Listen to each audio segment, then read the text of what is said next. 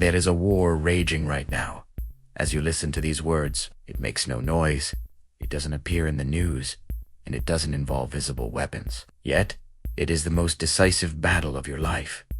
A war fought within your own mind. And the most dangerous detail is that most people lose this war without even realizing they're fighting. From the moment you wake up, thoughts begin to arise. Some seem harmless, others logical, others laden with fear, doubt, and comparison. Few realize that not every thought that arises deserves to be accepted. The mind speaks all the time, but that doesn't mean it always tells the truth. Often, it simply repeats old patterns, limiting beliefs, and voices you've internalized throughout your life. The problem is that most people completely identify with these thoughts.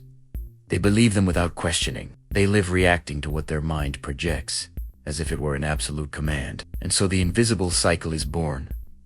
Thought generates emotion. Emotion generates behavior. Behavior generates results. If you don't control the first link, all the others follow outside your control. The mind wasn't made to make you happy. It was made to keep you safe. And for it, safety means avoiding risks, changes, and discomfort. That's why, whenever you try to evolve, grow, or break out of the known pattern, the mind reacts. It creates negative scenarios. It exaggerates risks. It whispers that you're not capable, that it's not the right time, that it's better to wait. Not because it's true, but because the unknown is frightening. This is where many confuse prudence with sabotage. They think they are being rational when in reality they are being dominated by an automatic self-protection mechanism. The mind prefers known suffering to the discomfort of growth. It prefers predictable mediocrity to the possibility of failing at something greater. Those who don't realize this spend their entire lives obeying thoughts they never consciously chose.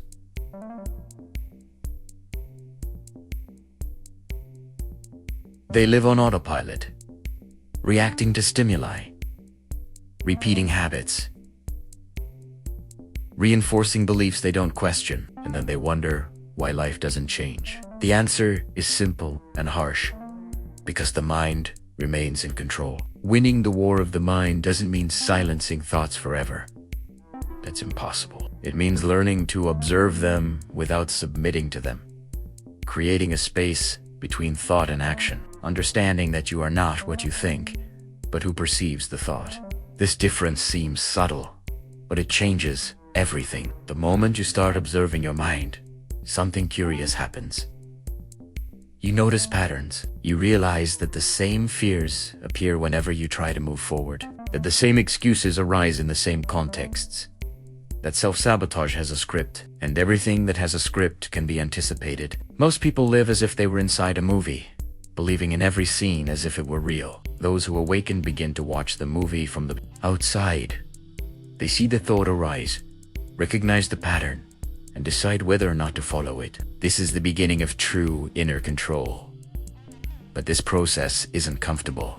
At first, observing the mind hurts because you begin to realize how much you've deceived yourself, how much you've limited yourself, how much you've postponed important decisions out of fear disguised as logic.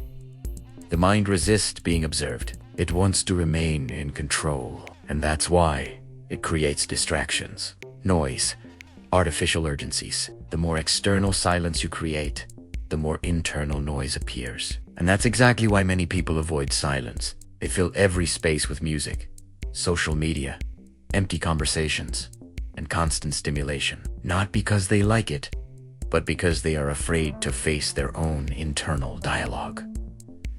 Silence reveals truths that noise hides. Those who win the war of the mind learn to use silence as a tool. They learn to be with themselves without running away. They learn to feel discomfort without reacting immediately. They learn to question thoughts before transforming them into decisions. This training is daily, invisible, and extremely powerful. There's a crucial point in this battle: mental discipline. It's not enough to intellectually understand that the mind sabotages. You need to act differently when that happens. Do it even when you're afraid. Continue even when you doubt. Move forward even without certainty. The mind will never feel completely ready. Those who wait for that never get anywhere. The mind will always try to negotiate. Not today. You can make it up to me tomorrow. Now isn't the best time. And every time you give in, you reinforce the pattern. Every time you resist, you strengthen your inner authority. The war of the mind isn't won with grand, heroic decisions, but with small, daily choices. Over time, something changes. The mind begins to respect you, not because it has become kinder, but because it realizes it is no longer in absolute control. You stop being a hostage to your own thoughts and become the strategist. You still hear your mind, but you consciously decide what to do with what you hear. This creates a silent strength.